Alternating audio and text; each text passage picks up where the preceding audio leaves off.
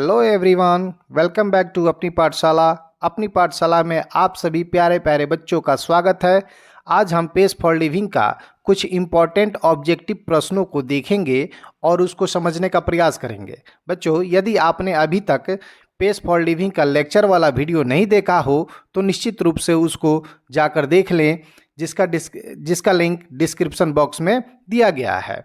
यदि आप उस लेक्चर को पहले देख लेते हैं तो उसके बाद ऑब्जेक्टिव प्रश्नों को समझने में बड़ी ही आसानी होगी। आपसे आग्रह है, निवेदन है कि यदि आपने अभी तक मेरे चैनल को सब्सक्राइब नहीं किया है तो प्लीज़ चैनल को सब्सक्राइब कर लें, बेल आइकन को दबा लें और मेरे वीडियो को लाइक करें। Let's begin the video. आज हम ऑब्जेक्टिव क्वेश्चन देखेंगे पेज फॉर लिविंग का। प्यारे बच्चों, पहला प्रश्न है, page for living is written by, यानी ये जो चैप्टर है ना पेज फॉर लिविंग, इसके राइटर कौन है, इसके ऑथर कौन है? तो इसका आंसर होगा बच्चों सी, आरसी हचिंसन। आरसी हचिंसन ने इस चैप्टर को लिखा है।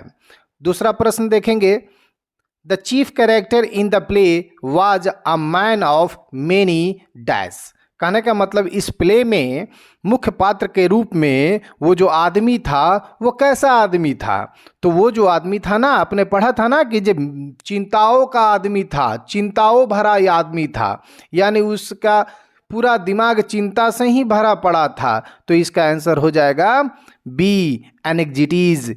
ही was a man of many anxieties. तीसरा प्रश्न देखेंगे बच्चों। तीसरा प्रश्न कहता है कि in the page for living the writer capture the agony of dash man, यानी ये जो चैप्टर है पेज फॉर लिविंग, इसमें राइटर ने कैप्चर किया है एगोनी ऑफ मॉडर्न मैन, यानी एक आधुनिक आदमी के पीड़ा को इसने कैप्चर किया है ऑथर साहब ने। तो इसका आंसर हो जाएगा A, modern man, agony of modern man, यानी एक आधुनिक आदमी के पीड़ा को राइटर ने the page for living chapter में कैप्चर किया है। चौथा सवाल है, the main character in the play which the author saw was a oblique and corn merchant, यानी इस प्ले में, इस नाटक में, इन द प्ले, इस नाटक में मुख्य पात्र के रूप में ऑथर ने किसको देखा? तो मुख्य पात्र के रूप में याद होगा आपको बच्चों, बूढ़ा अनाज का व्यापारी था। तो उसका आंसर हो जाएगा एल्डरली कॉर्न मर्चेंट, यानी बूढ़ा अनाज का व्यापारी। पांचवें क्वेश्चन को हम देखेंगे, the author admit that quick travel does not give the real dash of travel, यानी ऑथर ये स्वीकार करते हैं कि जो क्विक ट्रेवल यानी जल्दी जल्दी में जो यात्रा होती है ना, वो does not give the real, यानी वो आपको रियल आनंद नहीं देती है, यात्रा का वास्तविक आनंद आपको नहीं देती है जो यात्रा तेजी तेजी में होता है ना। तो इसका आंसर हो जाएगा प्लेजर। प्लेजर मतलब होता है आनंद, यानी ये जो क्विक यात्रा है ना, वो आपको कभी भी वास्तविक प्लेजर ऑफ ट्रेवल नहीं दे सकती है, वास्तविक यात्रा का आनंद नहीं दे सकती। वो कहाँ मिलेगा?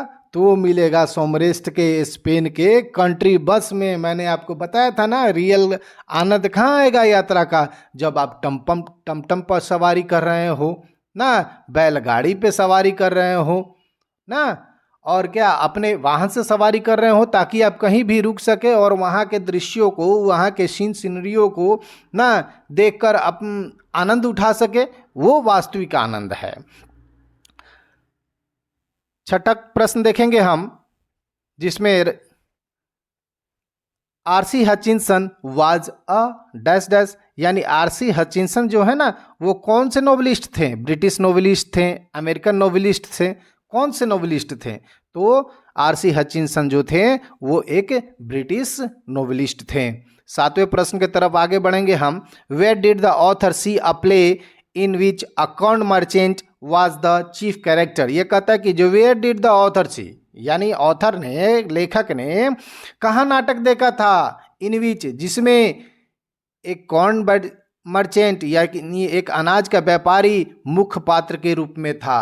तो वो आपको याद होगा, चैप्टर पढ़े होंगे, लेक्चर पढ़े होंगे, लेक्चर आपने देखा होगा तो याद होगा कि जो उन्होंने ये जो नाटक था वो डबलिन में देखा था, डबलिन में देखा था। आगे बढ़ेंगे 8वें क्वेश्चन की तरफ। 8वां क्वेश्चन है,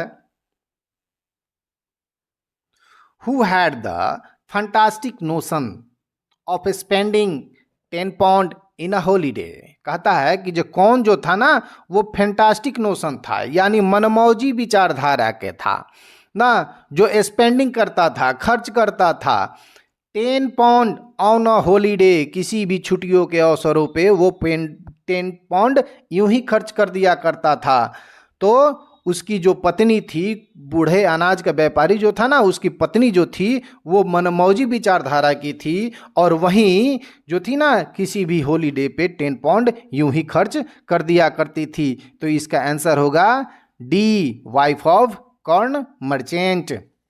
9वां प्रश्न देखेंगे, अकॉर्डिंग टू ऑथर, यानी ऑथर के अनुसार, वाटर इंटेलिजेंसी टेस्ट, यानी वो इंटेलिजेंसी टेस्ट जो था वो डिजाइन किया गया है टू टेस्ट, किस चीज के टेस्ट करने के लिए। यानी आप जानते हैं कि जो कोई भी इंटेलिजेंसी टेस्ट जो होता है, कोई भी बौद्धिक जांच जो होता है, वो फिजिकल टेस्ट के लिए थोड़े होता है, वो आपके माइंड के गति को मापने के लिए होता है कि जो आपका माइंड जो है ना कितना तेज सोच रहा है। इसलिए इसका आंसर होगा मेंटल स्पीड ए। आगे बढ़ेंगे, देखेंगे 10वें प्रश्न की तरफ, who was cheating the corn merchant, यानी बूढ़े अनाज का व्यापारी जो था ना उसको कौन चीट कर रहा था, कौन धोखा दे रहा था। तो उसका जो भतीजा था ना, उसका नेफ्यू जो था वो उसको चीट कर रहा था, उसको धोखा दे रहा था। तो इसका आंसर क्या हो जाएगा बच्चों, बी, हिज नेफ्यू। आगे बढ़ेंगे हम 11वें प्रश्न की तरफ। 11वां प्रश्न कहता है, who did like fast travelling, यानी कौन तेज गति से यात्रा करना पसंद करता था। तो ऑथर जो थे ना, ऑथर यानी लेखक आरसी हचिंसन साहब, वो तेज गति से यात्रा करना पसंद तो करते थे, लेकिन कब, जब वो गाड़ी चला रहे हो तब, और वो कार उनकी नहीं हो तब वो स्पीड को पसंद करते थे। तो इसका आंसर हो जाएगा सी, ऑथर। 12वें क्वेश्चन की तरफ चलते हैं, which tribe did author belong, यानी ऑथर जो है ना अपने आप को किस जनजाति से, ट्राइब से बिलोंग करते हैं ना। तो राइटर कहते हैं कि जो वो अपने आप को स्लो थिंकर समझते थे, धीमा सोचने वाले जनजातियों में से समझते थे। तो इसका आंसर हो जाएगा बी, स्लो थिंकर। 13वें सवाल की तरफ बढ़ेंगे, how many girls were there in the film, यानी इस फिल्म में कितनी लड़कियां थी। तो लेक्चर आपने सुना होगा तो याद होगा आपको कि जब राइटर सिनेमा देखने जाते हैं तो उनको फिल्म समझ में नहीं आती है, तो अपने पत्नी के तरफ मुड़ते हैं इनलाइटमेंट के लिए। तो उनकी पत्नी बताती है कि इस फिल्म में 3 लड़कियां हैं ना, 3 लड़कियां हैं, जिसको आप ABC के क्रम में समझिए। तो याद आया ना, ABC, यानी इस फिल्म में कितनी लड़कियां हैं, 3 लड़कियां हैं। तो इसका आंसर हो जाएगा 3। आगे बढ़ेंगे चौथे सवाल की तरफ, a slow thinker or handicap, जो स्लो थिंकर होता है ना वो हैंडीकैप होते हैं, विकलांग होते हैं। In the business of getting, क्या पाने में विकलांग होते हैं।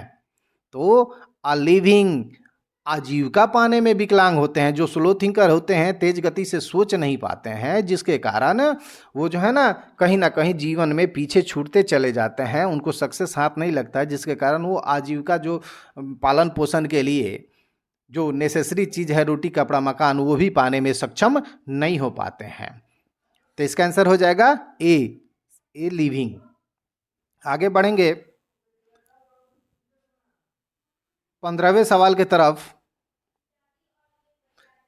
RC Hutchinson was written. अब देखिए वहां पे पूछा था आपसे कि जे पेस फॉर लिविंग के राइटर कौन है, और यहाँ पूछ रहा है कि RC Hutchinson has retain, RC Hutchinson ने कौन सा चैप्टर लिखा है। क्वेश्चन को पलट दिया, यानी कहने का मतलब आप क्वेश्चन को ढंग से पढ़िएगा ताकि, लेकिन अगर बोर्ड के एग्जाम में क्वेश्चन अगर पलट भी दे ना, तो आप निश्चित रूप से उस क्वेश्चन को कर सकें।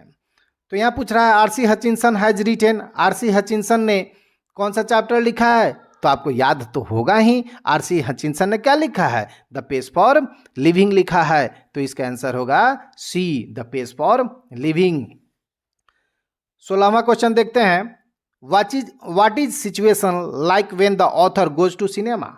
कहता है कि जो when the author goes to cinema, जब ऑथर जो है ना, लेखक आरसी हचिंसन साहब जब सिनेमा में जाते हैं तो अपने आप को किस स्थिति में पाते हैं, तो अपने आप को पाते हैं होपलेस फॉग, यानी आशाहीन कुहासे में, कोहरा में अपने आप को पाते हैं, क्योंकि उनको चीज़ें समझ नहीं आ रही थी।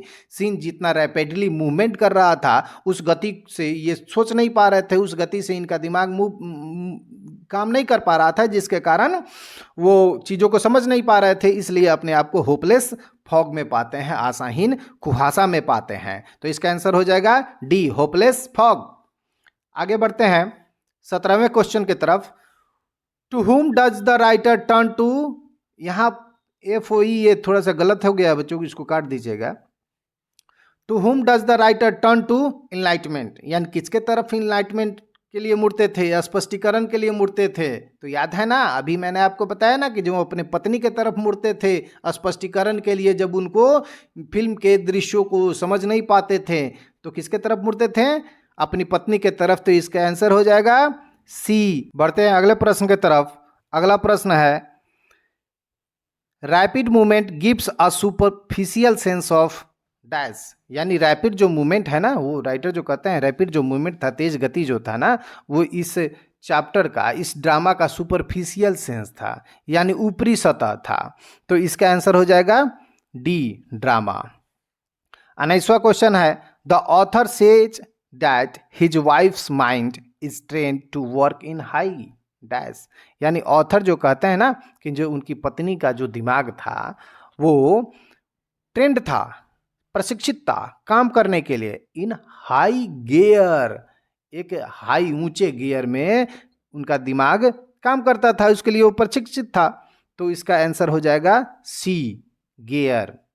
अगला प्रश्न है 20वां, author is sure that he will get the lowest marks in any dash test, यानी कहता है कि जो ऑथर श्योर थे ना कि ही विल गेट, कि वो पाएंगे लोवेस्ट मार्क, सबसे कम अंक, इन एनी डैश, क्या, तो किसी भी बौद्धिक जांच में वो सबसे कम नंबर आएंगे, यही ना कहा था उन्होंने। तो देखिएगा यहाँ पे क्या होगा, इन सी, आंसर सी होगा इसका, इंटेलिजेंस टेस्ट, यानी किसी भी बौद्धिक जांच में वो श्योर थे कि जो उनको सबसे कम मार्क्स आएंगे, सबसे कम नंबर आएंगे। 21वां क्वेश्चन देखेंगे, today people think much faster than they did dash एगो, यानी आज के जो लोग, टुडे पीपुल, आज जो लोग हैं ना, लोग सोच रहे हैं मच फास्टर, तेज गति से, दैन दे डिड डैश एगो, यानी कितने साल पहले, आज के जो लोग जो सोच रहे हैं ना, उससे कितने, कहने का मतलब कि जो आज से 30 साल पहले जो लोग जितना तेज गति से सोचते थे ना, उससे कई गुना, मच फास्टर, बहुत तेजी से आज के लोग सोच रहे हैं। तो इसका आंसर हो जाएगा 30 ईयर, यानी इसका आंसर होगा बी, 30 ईयर। आगे बढ़ेंगे,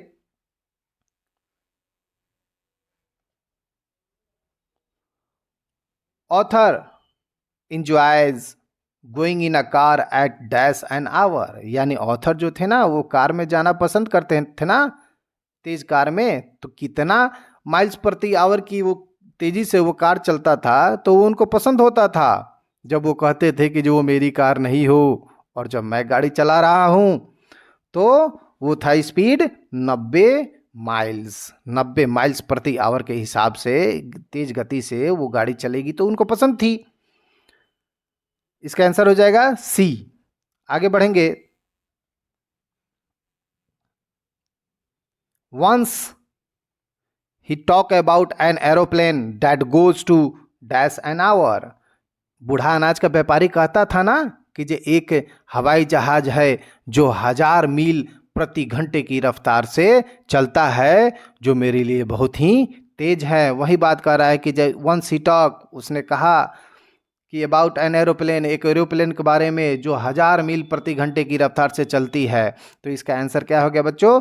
डी, 1000 मील। तो मेरा बच्चों यहीं ये वीडियो ख़त्म होता है।